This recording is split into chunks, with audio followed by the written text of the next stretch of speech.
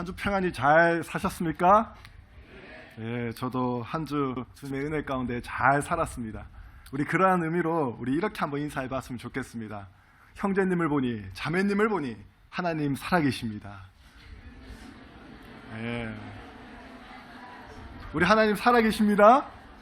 예, 멋쩍을런지 모르겠지만 이게 빈말이 아니라 우리 하나님께서는 우리 주의 자녀의 모습을 통해서 우리 하나님의 살아계심을 나타내 보이십니다. 오늘 예배 후에 원래회를 가집니다. 그 원래회를 통하여서 우리가 평소에 나누지 못한 우리 지체들과의 만남과 그런 교제를 통해서 하나님의 살아계심을 느끼는 그런 시간이 되었으면 좋겠습니다. 그리고 무엇보다 오늘 이 말씀이 선포되어지는 이 예배 시간 가운데에 말씀을 통하여서 다시 한번 하나님의 살아계심, 하나님의 역사심을 경험하는 은혜의 시간이 되길 바랍니다. 이 21살 때까지 삼각형의 내각 180도, 어렵죠? 사형기하학에 기초되는 이 수학 법칙을 정리 그리고 증명, 그리고 이 정리를 이용해서 400개의 명제를 유도, 그리고 파스칼리안이라고 하는 최초의 계산기를 발명, 그리고 유체 정력학의 기초를 다지는 법칙을 정립. 대략 누구인지 짐작하시겠습니까? 이 바로 신동이라고 일컬어졌던 블레즈 파스칼입니다. 3부 예배 때 신동이라고 하니까 집사님 어디 성가대 임마누엘 성가대에서 웃으시더라고요. 블레즈 파스칼. 참 나열한 이 명칭들이 생소하게 느껴질 정도인데 이 프랑스의 위대한 수학자이자 과학자인 그리고 철학자이자 신학자인 이 파스칼이 이런 이야기를 합니다. 이성이 이룰 수 있는 최고의 업적은 우리로 하여금 이성에 한계가 있다는 사실을 깨닫는 것이다. 무엇이냐면 우리 인간의 지식, 우리 인간의 이성, 거기에서의 최고의 업적은 나의 이 이성에 대한 그런 한계, 제한이 있다라고 하는 그 사실을 깨닫는다라고 하는 것입니다. 사실 이성에 한계가 있다라고 하는 그조차 일반인으로서 사실 그것을 깨닫기, 인식하기가 어렵습니다. 깊은 학문을 연구하고 그것의 마지막 종지부까지 찍어본 사람도 인간의 한계를 느끼고 깨닫는다는 게 사실 쉽지 않은 일입니다. 여러분들에게 한번 질문 한번 해봅니다. 인간과 나무의 차이를 아십니까? 우리 딱 떠올려지는 것은 인간은 생각을 하고 나무는 생각을 하지 못한다. 그렇게도 이야기할 수 있겠지만 좀 더 엄밀하게 이야기하게 되면 인간은 자기의 비참을 이해하지만 나무는 자기의 비참을 모른다는 것입니다. 팡세에 나온 이야기입니다. 인간이 무엇 때문에 비참을 느끼겠습니까? 살아가면서 여러 가지 일로 그리고 사람으로 인하여서 얻는 일이겠지요. 하지만 인간이 느끼는 가장 궁극적인 비참함, 다른 그 누구도 부인할 수 없는 바로 구원에 관한 문제입니다. 늪에 빠져버린 자기를 자기 손으로 자기 머리 들어 올려가지고 빠져나올 수 있다라고 하는 것은 사실 억지 주장이죠.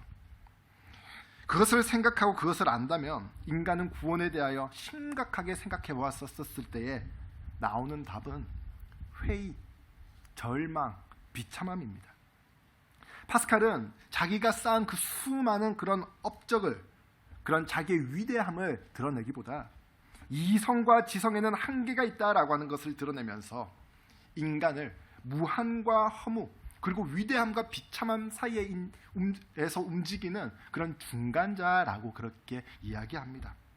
그리고 팡세에서 쓴 책 가운데에서 거기에서 인간이 인간 스스로 해결할 수 없는 이 모순의 대답은 다른 그 어떤 것에도 찾을 수 없다.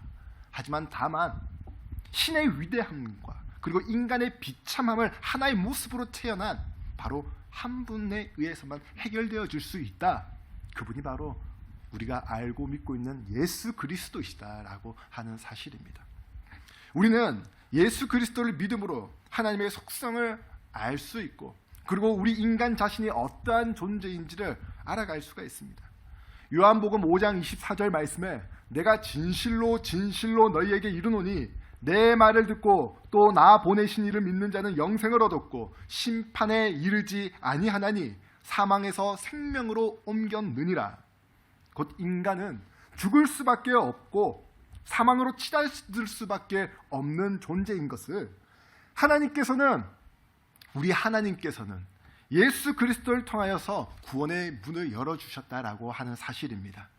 하나님의 열심, 그것은 곧 성경을 통하여서 우리 인간을 향한 구구절절한 하나님의 사랑을 이야기하는 말씀이고, 예수 그리스도를 통하여서 몸소 하나님의 사랑을 나타내신 역사적 사건이자 사실인 것입니다.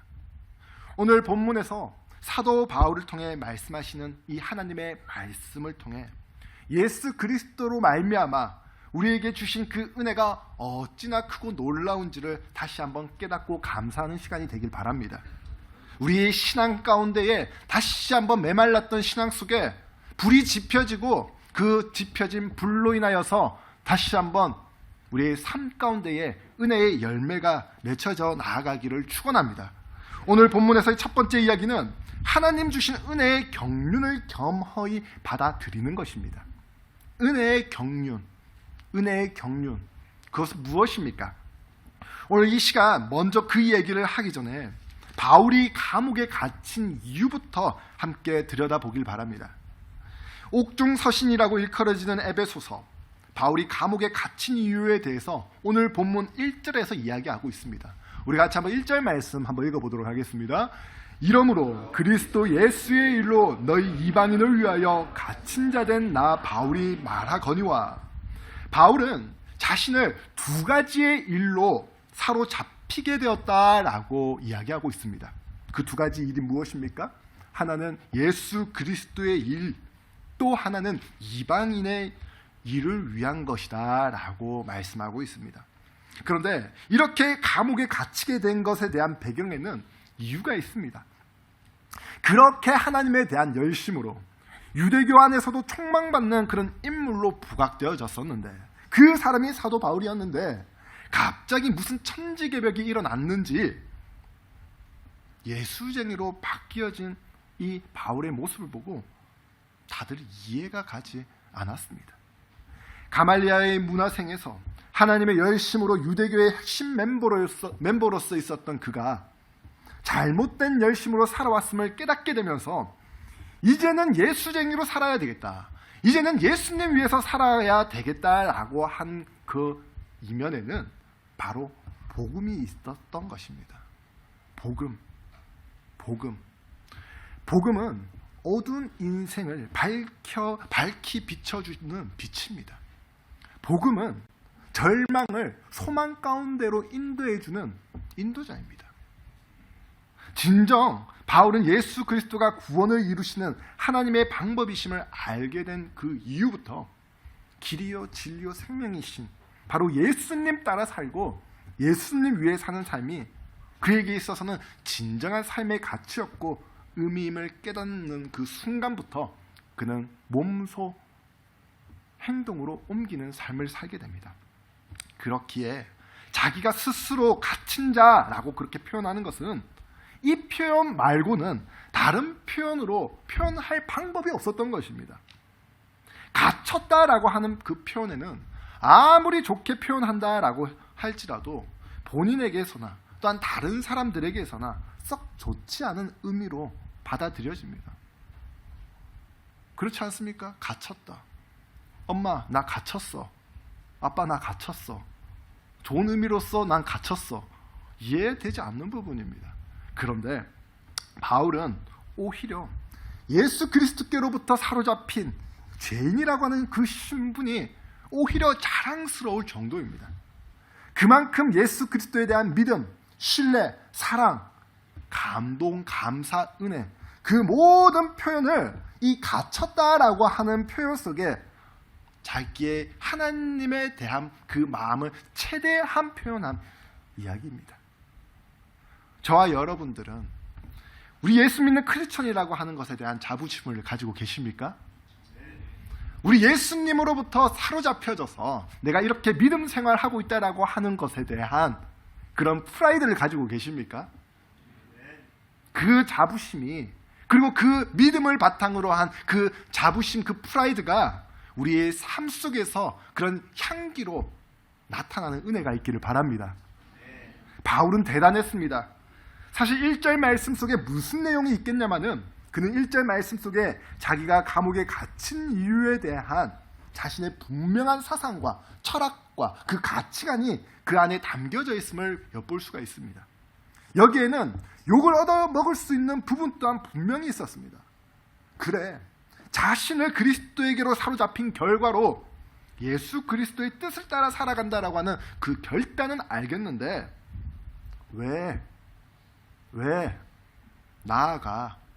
더 나아가 유대인 출신이 이방인을 위해서 율법과 상관없이 하나님의 은혜를 받을 수 있다라고 하는 이 복음의 선포, 그거는 사실 율법을 아는 사람들에게 있어서는 분노를 사기에 충분했던 이유였습니다. 어떻게 하나님의 율법을 마음대로 폐할 수 있겠냐라고 하는 것이 그들의 이유였지만, 사실 예수님께서 오신 것은 율법을 폐하러 오신 분이 아니라 완성하러 오셨다라고 하는 것을 우리는 알고 인지하고 있습니다. 갈라디아서 2장 16절 말씀을, 사람이 의롭게 되는 것은 율법의 행위로 말미암음이 아니요 오직 예수 그리스도를 믿음으로 말미암는 줄 알므로 우리도 그리스도 예수를 믿나니 이는 우리가 율법의 행위로서가 아니고 그리스도를 믿음으로써 의롭다 함을 얻으려 함이라. 율법의 행위로서는 의롭다 함을 얻을 육체가 없느니라. 아무도, 그 누구도 하나님의 율법을 제대로 지키는 사람이 없다라고 하는 것을 우리 하나님께서 보시고, 그래서 이 땅 가운데 보내주신 분이 바로 우리 예수님이시다라고 하는 것입니다. 어찌됐든 그래서 그 결과로 바울은 체포를 당하게 됩니다. 그런데 체포를 당하면 사실 억울할 만도 하지 않습니까? 자기의 변명과 이유로 빠져나올 수 있는 그런 여지를 만들 수도 있었을 것입니다. 옥중서신이라고 일컬어지는 에베소서, 빌립보서, 빌레몬서, 그리고 골로새서, 그 옥중서신을 읽어보시면 그는 그러한 상황과 그런 환경조차도 겸허히 받아들입니다. 체념한 듯 보이지만 그의 모습에는 자기가 옥에 갇힌 것보다 더 큰 무엇이, 그 무언가가 그의 마음을 사로잡은 것이 있었습니다. 체포당할 만큼, 감옥에 갇힐 만큼 그 무엇이 바울의 마음을 사로잡았습니까? 그것이 오늘 본문 2절에 나오는 은혜의 경륜이다라고 하는 것입니다. 우리 같이 한번 2절 말씀 한번 읽어보도록 하겠습니다. 너희를 위하여 내게 주신 하나님의 그 은혜의 경륜을 너희가 들었더이라. 에베소 교회는 바울이 심혈을 기울여 오랫동안 목회한 교회였습니다. 그곳에서 유대인들과 그리고 이방인들이 함께 공존하고 있었고, 바울 또한 에베소 교회에 있으면서 자신이 이방인의 사도가 된 것은 하나님 은혜의 경륜이라고 그렇게 간증하고 있습니다. 경륜, 이 국어 사전을 찾아보니까 일을 조직적으로 계획함, 그리고 천하를 다스림이라고 하는 의미가 있더라고요. 그런데 오늘 본문에서 이야기하는 이 경륜, 이 성경적 의미로 경륜은 그게 아닙니다. 오이코스, 이 헬라어적 의미로 집이라고 하는 의미와 네모, 분배하다, 관리하다라고 하는 이 의미가 합하여져서 문자 그대로 이야기하게 되면 집안 관리이다라고 하는 의미가 들어가 있습니다.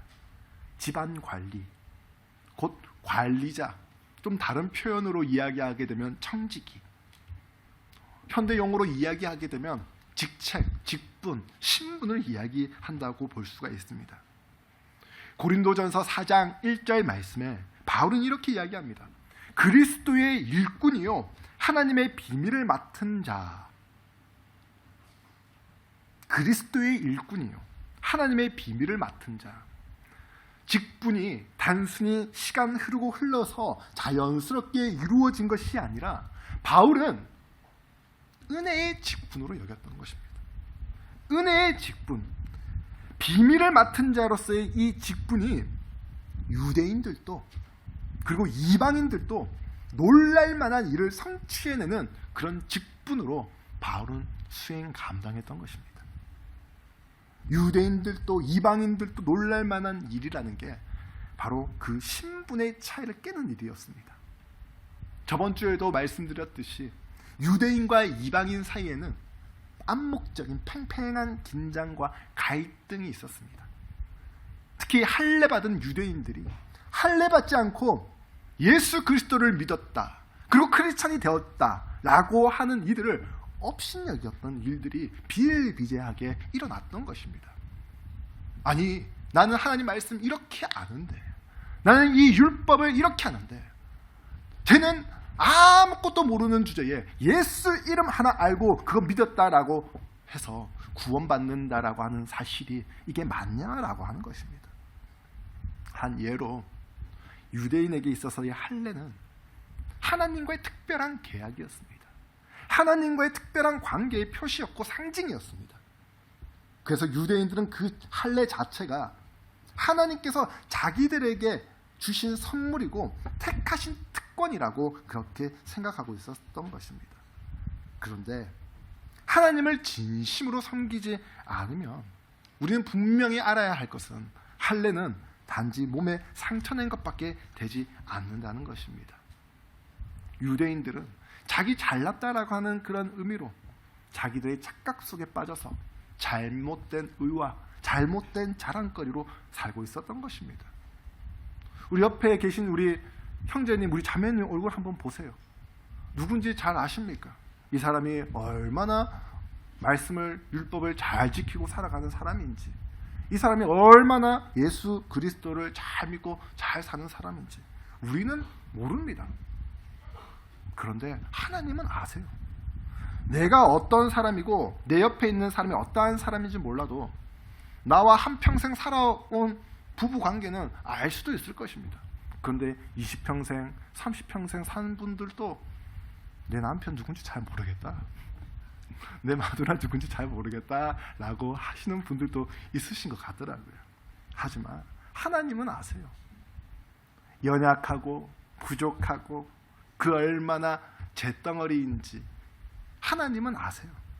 사람이 율법을 100% 다 지킬 능력이 없는 것을 아시고, 그래서 하나님께서 우리에게 소망을 부여해 주셨지 않습니까? 바로 예수님. 바울은 자기 스스로가 율법으로는 히브리인 중에 바리새인이라 할 만큼 율법에 열심이었지만 그도 율법을 100% 다 지킬 수 없는 존재였습니다.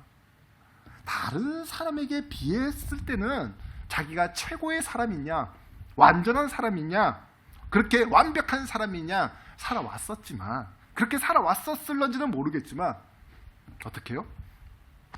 양심의 손을 얹고 보니, 내 가슴에 손을 얹고 보니 그것이 가슴 깊이 절실하게 내가 율법 지키지 못하는 죄인이다라고 하는 것이 받아들여지는 그 순간에 예수님 만난 그 은혜가 바로 이 바울을 하나님께서 무릎 꿇혀 주신 그런 사건이 바로 다메섹에서의 사건이지 않습니까?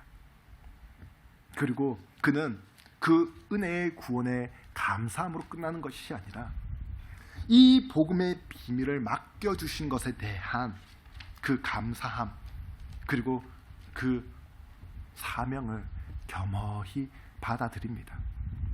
고린도전서 9장 16절 말씀에 내가 복음을 전할지라도 자랑할 것이 없으면 내가 부득불할 일임이라. 만일 복음을 전하지 아니하면 내게 화가 있을 것이로다. 바울에게 있어서의 삶은 복음을 위해서 사는 삶이었습니다. 복음만이 자기 인생의 전부라고 그렇게 받아들이고 살았던 사람이었습니다. 그것이 그에게 있어서는 은혜의 경륜이었던 것입니다. 저와 여러분들은 어떻습니까? 나에게 있어서의 은혜의 경륜, 우리 주님께서 주신 은혜의 직분 잘 감당하고 계십니까? 주의 은혜로 말미암아 얻어진 직분 잘 해나가고 계십니까? 교회 안에서의 직분, 또한 교회 바깥에서의 직분, 사회에서의 직분, 또한 가정에서의 직분, 복음으로 사는 사람의 향기가 내가 사는, 저와 여러분들이 사는 각자의 삶의 현장 가운데에서 퍼져나가는 은혜가 있기를 바랍니다. 저는 사실 크리스천으로서 많은 도전을 받는 이 선수가 있어요. 예. 이 새벽기도 때도 한번 이야기를 한번 드린 적이 있었는데, 바로 클레이튼이라고 하는 선수입니다. 우리 한국인 출신 선수로서 이 류현진이라고 하는 그 선수가 이 LA 다저스 팀에 소속되어져 있는데, 류현진 선수도 잘하지만 이 메이저리그에서 가장 최고라고 일컬어지는 바로 이 클레이튼 커쇼라고 하는 투수가 있습니다. 한 번 받기도 어렵다라고 하는 싸이 영상을 3번이나 받고, 그리고 시즌 최고의 좌완에게 준다는 워렌 스판상이라고 하는 것도 받고, 그의 행보와 업적은 놀랍다라고 하는 그런 표현까지 씁니다. 모든 투수가 다 던질 수 있는 직구, 슬라이더, 커브, 그 딱 3구종 가지고 그 메이저리그를 평정합니다. 그런데 제가 이 투수를 잘한다 못한다 거기에 눈이 간 게 아니라, 오프 시즌하고 온 시즌이 똑같은 삶을 살아간다는 것입니다. 온 시즌 때에 타석에 들어설 때에, 온 시즌 때에 마운드에 들어서는 선수들을 보면 최선을 다합니다. 뭐 때문에요? 자기 실력이 곧 돈과 연결되어지는 것이고, 자기 실력이 어때요? 자기의 그런 수명, 야구 선수로서의 수명을 늘릴 수 있는 기회이기 때문에 엄청나게 열심히 합니다. 그런데 오프 시즌이 되는 순간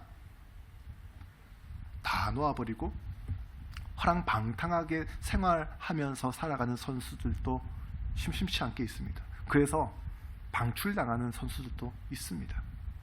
근데 이 선수 온 시즌에는 야구를 하고 오프 시즌에는 사회 활동을 하는데, 아프리카에 학교를 세워가지고 그렇게 봉사를 꾸준히 가더라고요.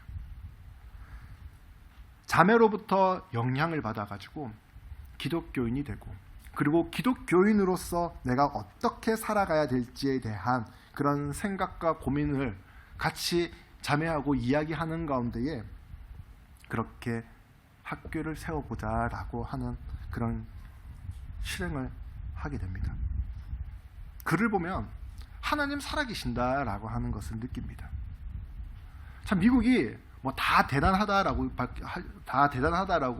이야기하지는 못하지만, 이 선수에게 단순히 마운드에, 단순히 그라운드에서 뛰는, 그래서 잘했다라고 하는 상만 부여하는 것이 아니라 오프 시즌에 어떠한 삶을 살았느냐에 따라 주는 상이 있는데, 바로 로베르토 클레멘테라고 하는 상입니다.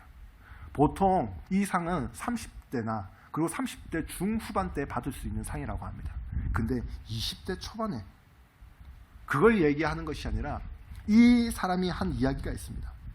억지로 나의 신앙을 다른 이에게 강요할 수는 없다. 가장 좋은 전도는 내가 기독교인으로서 어떻게 사는가를 보여주는 것이다. 바울은 바울로서, 커쇼라고 하는 사람은 커쇼로서, 일단 우리는 우리 각자의 모습에서 주님께서 주신 직분, 그 신분 안에서 하나님께 영광 돌리는 그런 삶을 사는 것입니다. 그것이 각자의 모습이지만 공통적인 공통 분모가 있습니다. 바로 복음입니다. 복음입니다.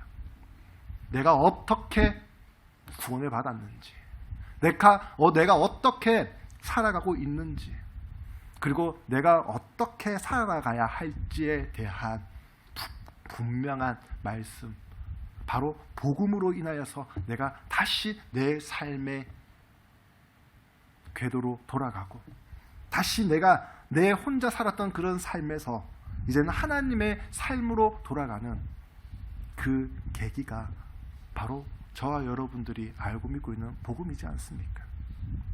사도 바울은 그 은혜의 경륜, 그 복음의 직분은 잘 감당합니다. 어떻게요? 오늘 본문 7절 말씀에 거기에 대한 이야기가 있습니다. 우리 같이 한번 읽어보도록 하겠습니다. 이 복음을 위하여 그의 능력이 역사하시는 대로 내게 주시는 하나님의 은혜의 선물을 따라 일꾼이 되었노라. 그렇습니다. 그 직분 어떻게 감당했습니까? 일꾼으로 살았습니다.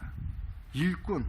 우리 하나님께서 우리들에게 소망하는 것이 있다면 복음으로 우리가 구원받고 주의 자녀로 살아가는 것 또한 하나님께서 참으로 너무나도 기뻐 좋아하시지만 우리 이 아이가 그냥 단순히 아이로만 있는 것이 아니라 머리는 크고 그냥 몸만 성인이 되어져서 성인 아이 만치로 그렇게 살아가는 것이 아니라 이 아이가 어른이 되길 바란다. 영적 성장이 있는 어른이 되길 바란다 라고 하는 마음에서 하나님의 일꾼이 되기를 바로 우리 주님께서는 원하시고 바라신다는 것입니다. 그는 일꾼이 되었습니다.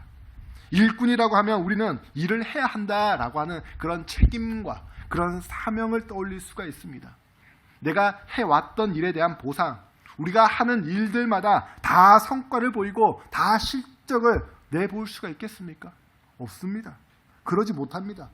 일이 잘 풀릴 때가 있으면 일이 잘 안 풀릴 때가 있습니다. 마음과 정성과 심혈을 기울여서 내가 집중하면서 해왔지만 결과가 내 뜻대로 안 될 때가 있습니다.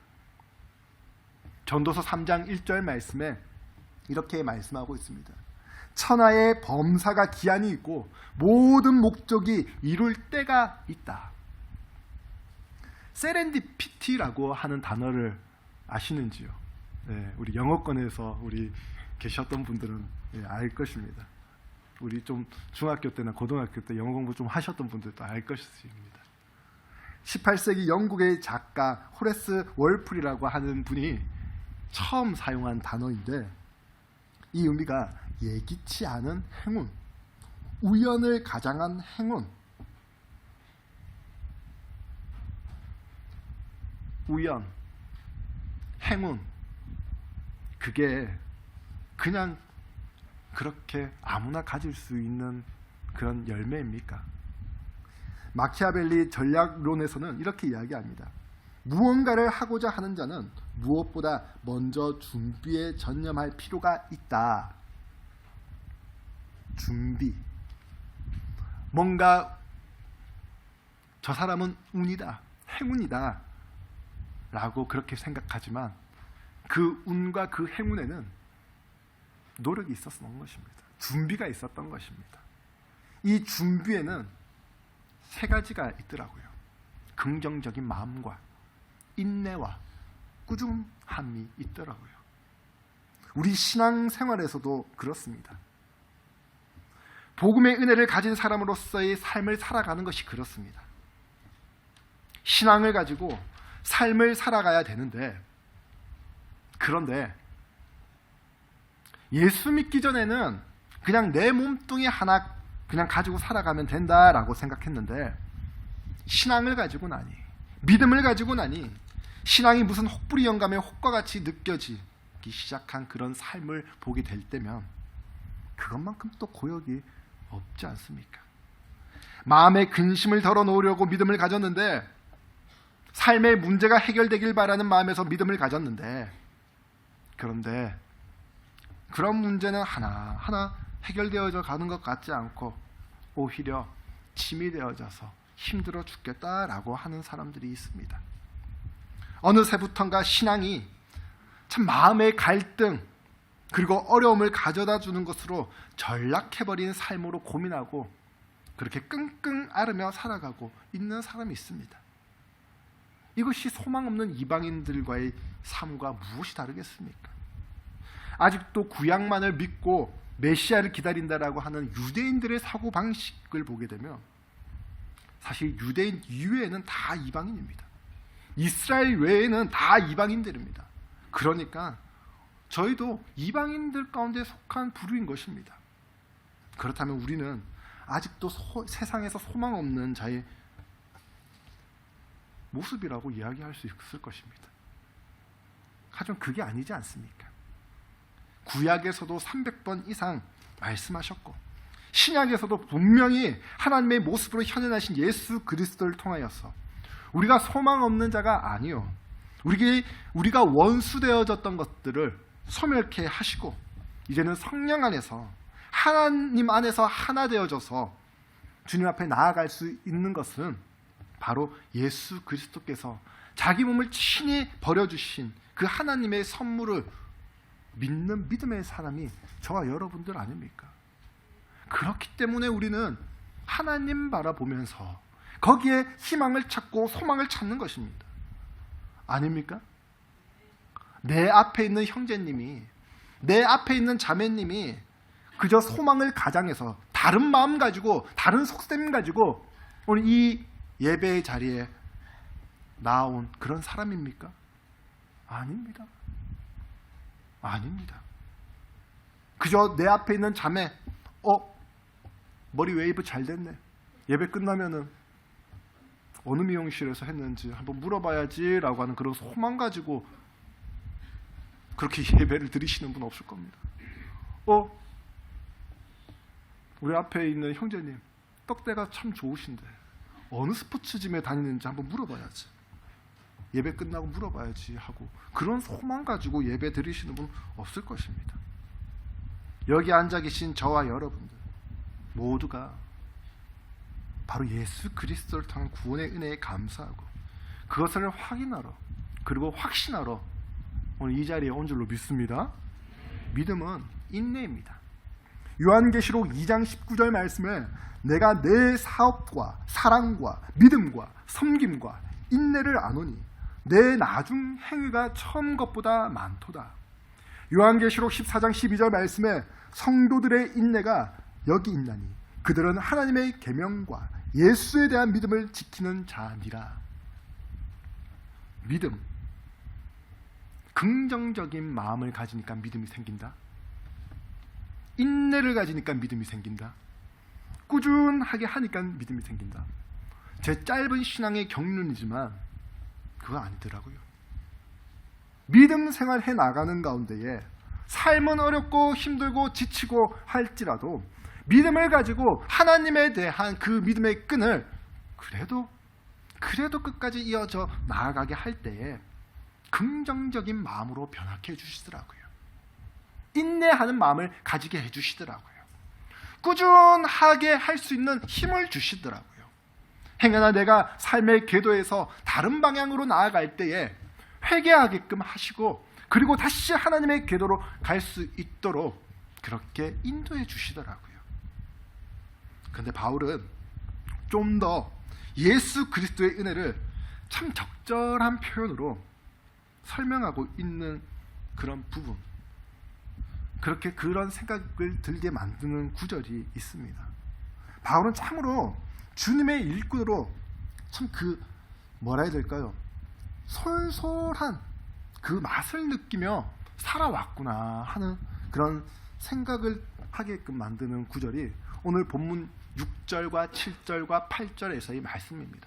우리 같이 한번 읽어보도록 하겠습니다.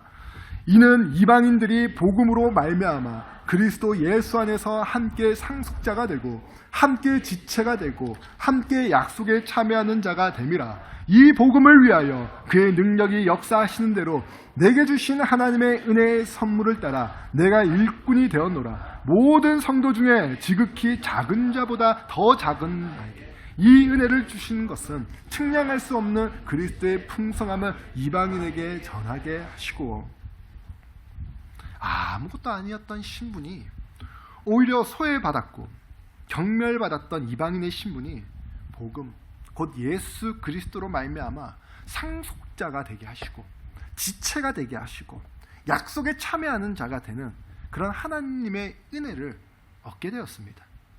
그 은혜의 선물을 따라 바울 또한 자신은 일꾼이 되었다라고 그렇게 이야기합니다. 옛날 군부 시절에 민주화 운동을 위해서 많은 데모가 일어났습니다. 요즘 또 바른 정치다, 그리고 바른 그런 방향으로 나아가야 한다라고 하는 그런 움직임들, 그런 부류들이 많습니다. 그런 모임에는 동조하는 팀이 있고 또한 그렇지 않고 경계하고 반대하는 팀들도 있습니다. 나와 같은 생각과 사상, 가운데 있으면 큰 문제가 되진 않지만 나의 생각과 반대되어지면 그 사람과 함께 있는 것이 참 불편합니다. 바울이 그랬습니다. 바울 되기 전에 사울의 모습이 그랬습니다. 크리스천이라고 일컬어졌던 이단들을 척결하기 위해서 선봉대장으로 서서 크리스천들을 핍박하고 박해하고 폭행했습니다. 어떤 일을 하는 데 있어서 틀린 것은 아닌데 나와 생각이 다르고 마음이 맞지 않는다고 한다면 다른 의견을 놓을 수는 있지만 끝까지 대립하는 것은 옳지 못한 행동이죠. 그런데 바울은 더 나아가 대립되어지는 이 크리스천들을 보고 악한 사람이다, 이단이다 라고 해서 자기 이분법적인 그런 생각으로 폭행과 박해를 서슴지 않고 일삼습니다. 자기는 이것이 바르다라고 생각해서 열심히 살아왔는데, 그렇게 해왔는데 어느 날 다메섹 도상에서의 사건을 통해서 자기가 살아온 그리고 자기가 저질러온 일들을 곰곰이 생각해 보니까 내가 해왔던 일들이 바르지 못한 일인 줄을 알게 됩니다. 그러면 사실 어떻습니까? 쉽게 양심 선언하기 어렵습니다. 내가 잘못된 것을, 내가 아니다라고 하는 것을 바로 고치는 것, 마음에서 깨닫긴 하지만 그것을 말로 표현하기는 쉽지 않은 행동입니다. 특히 박해했던 이들의 편에 서기는 더더욱 어렵습니다. 바울은 그러한 딜레마에 빠졌습니다. 그리고 그에게 있어서의 최대의 약점이었습니다. 그 얘기 들었습니까? 어느 한 집사님, 한때 사람 패고 다녔던 깡패래. 생긴 거 봐. B 집사님, 한때 욕을 입에 달고 살았던 욕쟁이였대. 저 갸냘픈 입술을 봐. C 형제님, 한때 사기꾼 기질이 다분했던 구라쟁이였대. 저 눈빛을 봐. 깜깜한 눈빛. 진짜 그랬다 칩시다. 그랬던 사람이 예수 믿고 바뀌어져 가고 있는데 어디선가 그런 얘기를 듣는다고 생각 한번 해보십시오.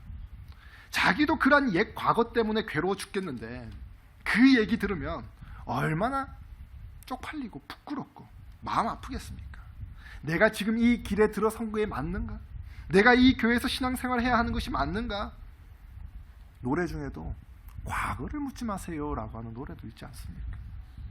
과거뿐만 아니라 현재에도 주님 안에서 나는 떳떳이 살고 있다, 살아가고 있다 라고 하는 사람 그렇게 많이 없을 것입니다. 주님의 은혜로 살고 주님의 은혜로 살다가 주님께 합당치 못한 그런 모습이고 행동이었다고 한다면 내 마음 다시 돌이키고 다시 회개하면서 사는 것이 하나님의 은혜입니다.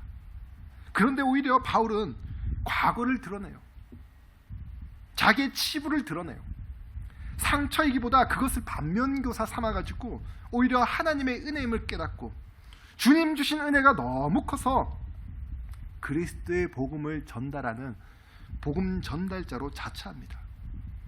이게 가능한 일입니까? 오늘 본문 8절 말씀 한번 보시기 바랍니다.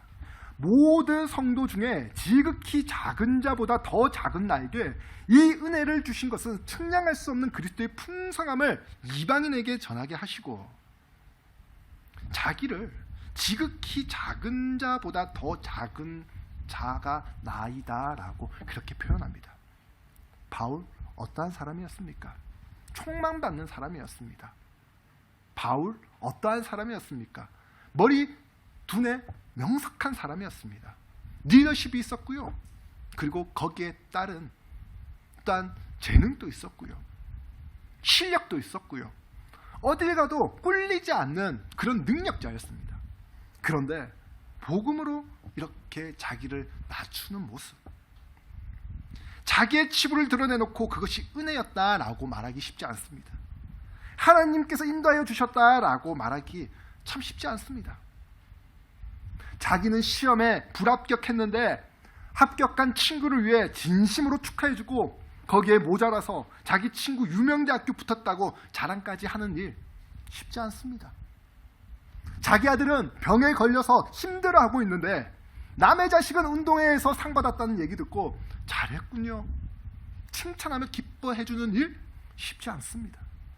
나도 힘들고 내 마음도 힘들고 내 몸도 힘들어 죽겠는데 몸 건강한 형제님한테 찾아가서 마음 힘들어 한다라고 하는 그 얘기 듣고 찾아가 바카스 하나 건네주는 일, 힘내라고 격려해주는 일 쉽지 않습니다.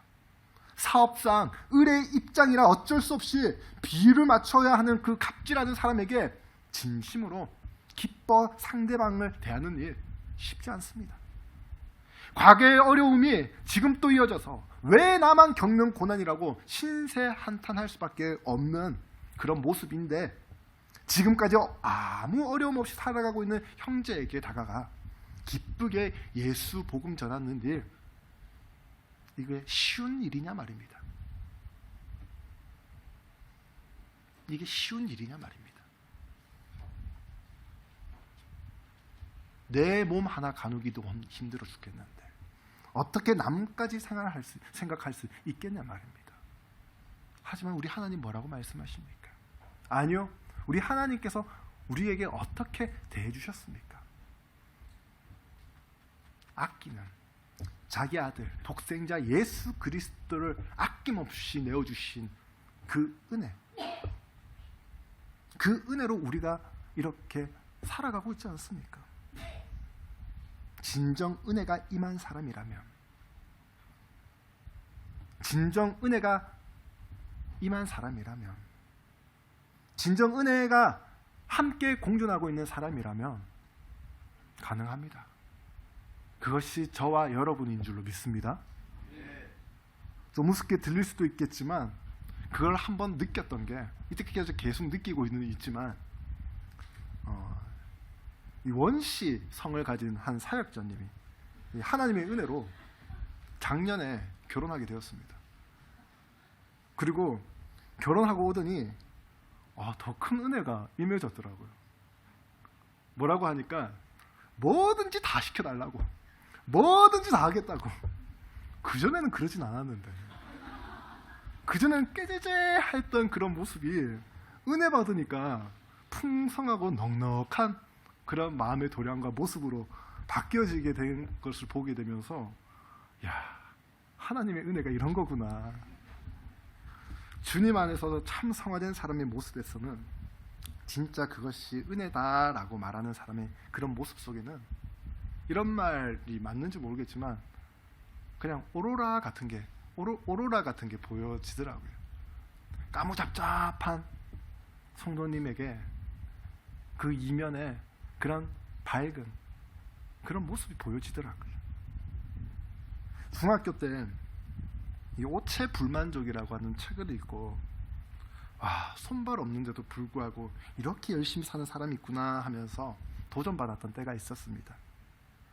그 책자에 그려진 저자의 이 캐릭터를 보니까 참 순하게 나왔더라고요. 그런데 제가 이분을 실제로 일본에서 봤어요. 시노쿠보에서. 근데 좀 책에서 나온 그 캐릭터하고 완전 다르게 좀 너무 날카롭게 그렇게 보이시더라고요. 그리고 또 얼마 전이라면은 4년 전이었지만 그때 또 봤어요. 근데 2002년도 때 뵀던 거랑 그리고 4년 전에 뵀던 거랑 또 다르게 더 날카로워지셨더라고요. 그리고 얼마 전에 안 좋은 소식이 있더라고요. 그런데 닉 부이치치라고 하는 책을 읽고 그 영상 관련된 영상을 보니까 그 글과 그리고 그 영상을 통해서 그 사람에 대해서 다 이야기할 수는 없는 부분이겠지만 적어도 그런 생각이 들더라고요. 장애를 가지고 있는 사람이 정상인한테 가가지고 자기 몸도 사랑하고 남도 그렇게 사랑을 베풀 줄 아는 그런 모습이 방송으로 그렇게 꾸며질 수 없는 모습이구나라고 하는 그런 생각이 들더라고요. 회복되어졌구나. 하나님의 은혜가 임하였구나. 그렇습니다. 자기의 치부를 드러내놓고 오히려 그것이 은혜로 바뀌어져서 하나님을 위해 사는 삶, 우리 눈에는 참 쉽지 않습니다. 하지만 은혜가 임한 주의 자녀라면 가능합니다. 빌립보서 4장 13절 말씀에 내게 능력 주시는 자 안에서 내가 모든 것을 할 수 있느니라. 사도 바울의 고백처럼 그도 그랬던 사람이 지금은 오히려 크리스천이 되어져서 예수 그리스도의 편에 서서 하나님의 의를 전하는 복음의 전달자로 변화됩니다. 하나님 은혜 주시니 예수 그리스도의 편에 서서 유대인들도 꺼려하는 이방인들에게 그리스도의 풍성함을 전하는 복음의 사람이 됩니다. 그런데 당사자는 기쁩니다. 박해가 있고 또한 분노를 또한 살 수 있는 그런 상황이지만 당사자는 기쁩니다. 왜 기쁜지 아십니까? 은혜를 경험한 당사자만이 압니다. 누구는 바보 아니야? 자기는 어려운데 어떻게 저렇게까지 하냐고 핀잔하고 면박 줄 수도 있습니다. 예수님도 그분도 그러하셨습니다. 마음이 힘드셨고 몸도 힘드셨습니다. 이 잔을 피할 수만 있다면 피하고 싶은 것이 예수님의 마음이셨습니다. 내 원대로 말고 그런데 아버지 원대로 하시옵소서라고 하는 그런 고백을 합니다. 잘 모르겠어요. 우리 예수님 그냥 행복하셨을 것 같다라고 하는 그런 생각이 들더라고요. 전 인류를 위해서 자기 목숨을 바치시는 일, 이 엄청난 그런 영적인 어려움을 감당해야만 하는 그런 사역이셨지만 왠지 모르게 그냥 행복하셨을 것 같다는 생각이 들더라고요. 하나님과 인간과의 그 평행성산에 있는 그 관계를 우리 예수님께서 짊어지신 그 십자가를 통하여서 그 모진 고통 받으셨지만 그 모진 고통 당하시면서도 그 십자가 선상에 있으셨었지만 왠지 행복하셨을 것 같다는 생각이 들더라고요. 주님을 위해서 사는 바울의 모습, 그 모습 바라보시면서 저 하늘나라 하나님 우편에 앉아 계신 예수님 흡족해 하시면서 행복해 하시지 않을까 하는 그런 생각이 들더라고요. 하나님께서 창조하신 이 지구상에서 우리 주님을 위해서 살기로 작정하고 그리고 우리 주님 위해서 복음 전하기로 자처하고 그리고 결심하는 그런 주의 자녀들을 보면서 우리 하나님 참으로 행복하셨다라고 하는 그런 마음이 들더라고요. 다음 주부터 썸머 라이브가 시작됩니다. 복음을 전할 수 있는 이 영적 기회에 우리가 예전처럼 다 같이 참여할 수 있는 그러한 분위기는 아닐지라도 우리가 사는 삶의 현장에서 복음의 삶 그리고 복음 전하는 삶을 사는 저와 여러분의 모습을 통해서 우리 주님 참 행복자이시다라고 하는 그런 마음을 갖게끔 하는 그런 은혜가 있기를 바랍니다.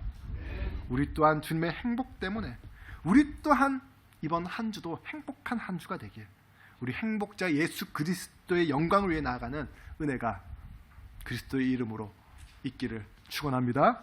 기도하겠습니다. 사랑과 은혜가 풍성하신 하나님 아버지, 바울과 같이 복음을 자처하여 하나님의 은혜 가운데 사는 저희 되게 하여 주시옵소서. 우리 주님께서 인도해 주시고 우리 주님께서 영광 받으실 것을 또한 기대하는 이번 한 주 되어질 수 있도록 주님께서 축복 다하여 주시옵소서. 믿고 감사드리오며 살아계신 우리 구주 예수 그리스도 이름으로 기도드립니다. 아멘.